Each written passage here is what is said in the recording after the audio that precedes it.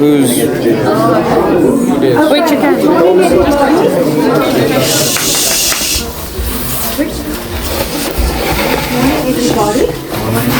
Good morning. This is Riku. Riku was a few years ago where you were now, and in this school, in that building. So he's a past runner of NRA, and we're very, very proud of him to have him this morning to come and tell you about his business. And I hope you can find some inspiration in Riku's story, because I think there's quite an inspiration and motivation in his life that can maybe help you. So, thank you, Riku. We're looking forward hearing from you. You were here in 2013? I matriculated, yeah. So good morning, guys. I'm here today to share a bit of my life story, but also the journey I experienced in the last 30 years. Today will be the first time I share my story publicly, and I hope you can take something positive out of it, even if it's the smallest thing. It took me almost 30 years to accept most of the imperfections of my life, but also life around me.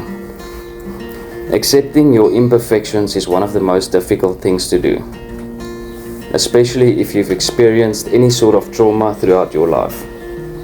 And I'm sure each one of you has experienced some sort of trauma in your past or even in the present.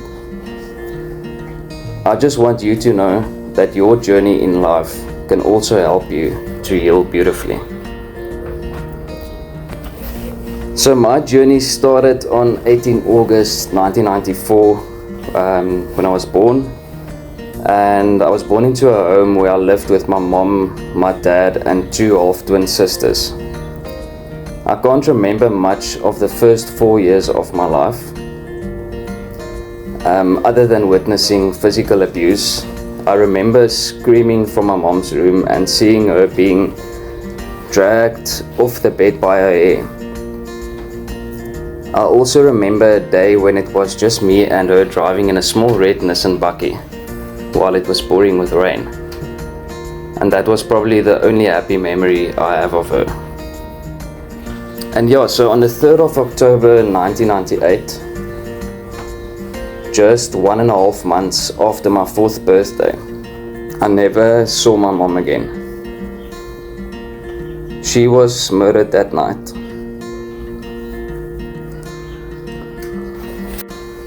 My dad was arrested and my sisters and I were split into different homes. My sisters moved with their little bags of trauma to their grandparents, and I moved with my little bag of trauma to my aunt and them, who raised me for the next 10 years of my life.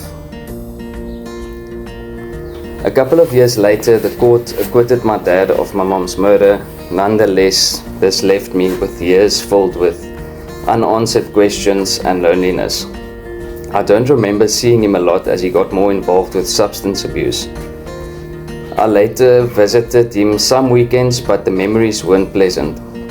I still witnessed physical and substance abuse for the remainder of my life, my early life. I never really saw my sisters until we reunited when I was about 12 years old. So I think my life paused at 4 years old. I never truly grew up.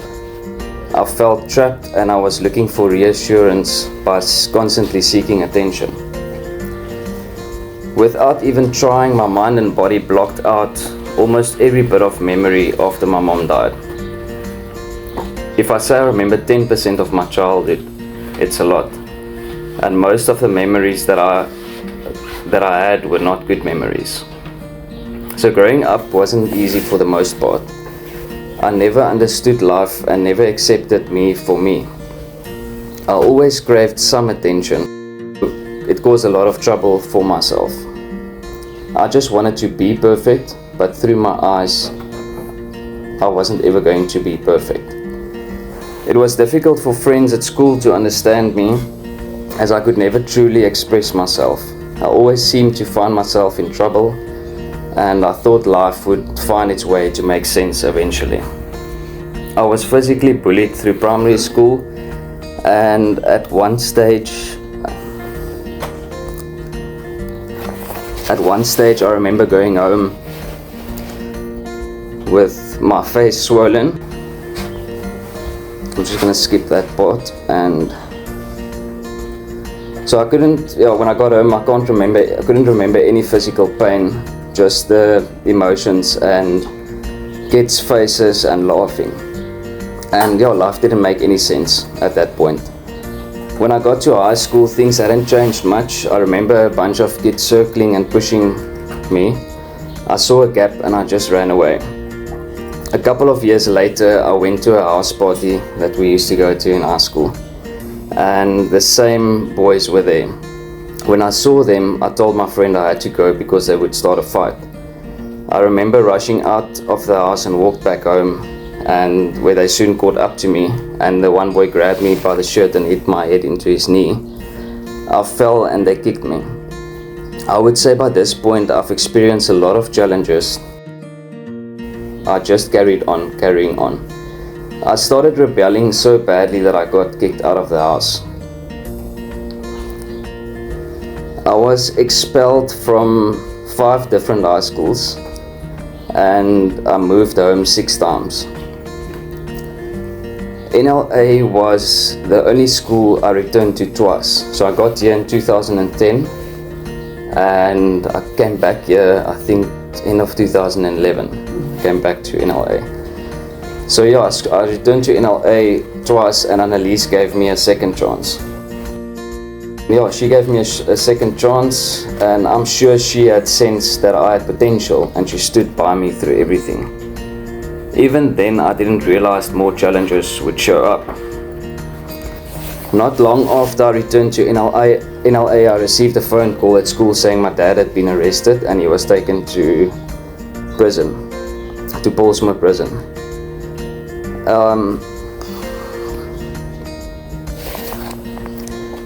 So I felt it was my duty to go visit him, as no one else was willing to go. So when I remember when I got to the prison, when I entered the room for the first time, there was a row of small windows, each with an intercom. I took a seat at one of the windows. Not long after, my dad walked in and sat on the other side, and I just started crying. And I won't forget my dad saying, "Please stop crying, it's a sign of weakness in prison." After a short while of not saying much, I left, and the reality struck so hard and the world around me made no sense. Even through this challenge, Annalise and George opened the door to a room in their house for me. It felt like the best hug my heart has ever felt. And boy, could she make nice food. After my belly was filled with some of the best recipes I've ever tasted, I now had to catch up 3 semesters of overdue assignments so I don't fail my matric. With their love and support, I passed my matric and I had the option to go study for a degree.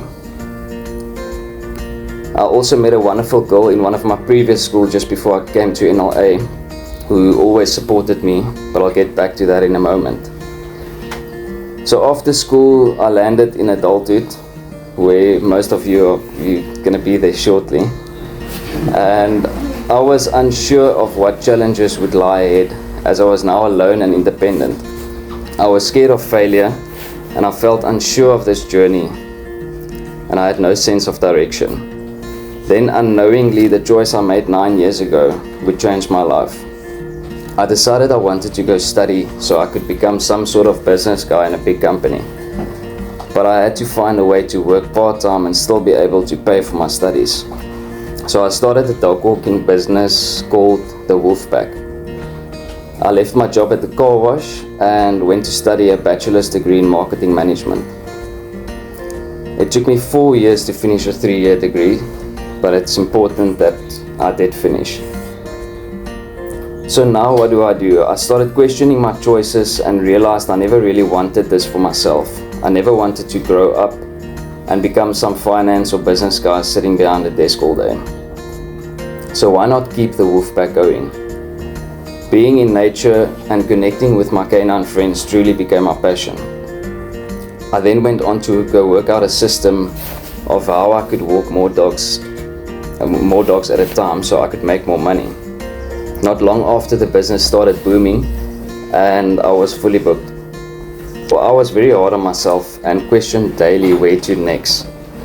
This can't be it, and this it wasn't enough. I got to a point where I overworked myself so much as I wanted to achieve the unachievable, and I wasn't enjoying this journey anymore.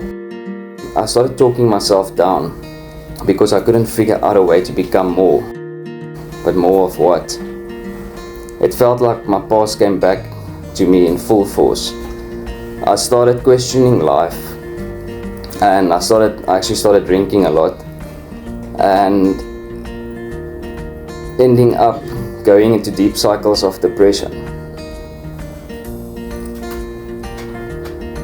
to a point where it affected like my day-to-day operations with the business.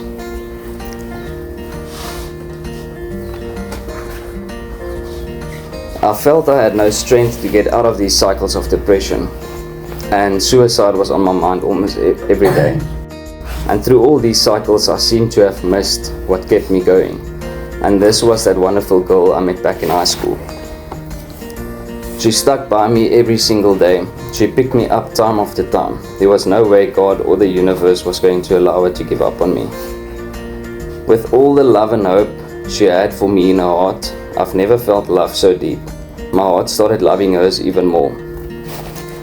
And I woke up one day and started to love life again. I worked on myself to grow and heal, and to stop fighting against my life story, to accept the imperfections of life, and I just wanted to be that 1% better every day. So this brings me towards the end of my story. So as of today, I found a slightly brighter purpose. We found a beautiful piece of land where I'm planning to open the most amazing dog adventure park. So with help from friends and my wife, we are at the point where we'll sign papers sometime in the next couple of weeks, with the business launch coming up in the next couple of months. We also found out, we also found out we are expecting a baby human. Yeah.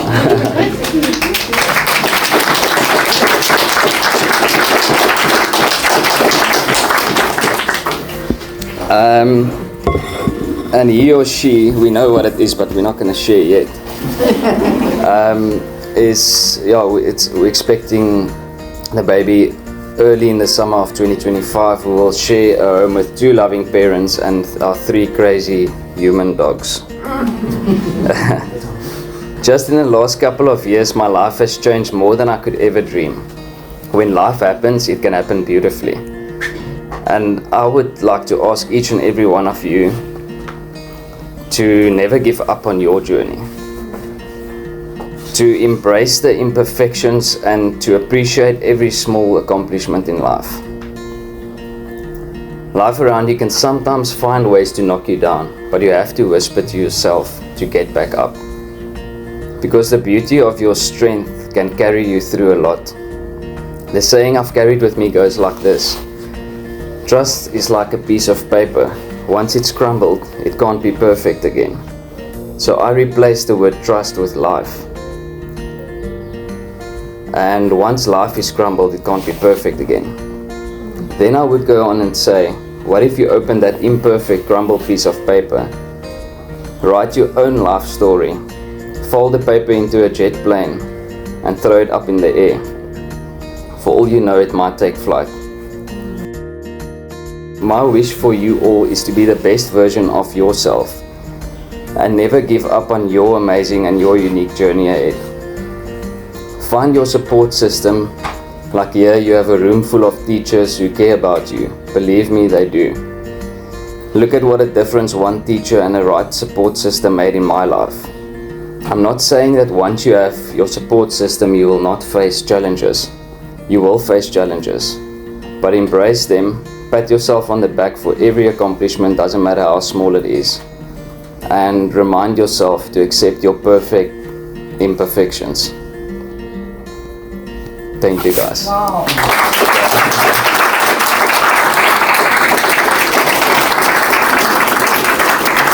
Yeah. I need to practice this public speaking, eh? Yeah. Amazing. Yeah, thank you. I Thank don't you. know if there's a learner that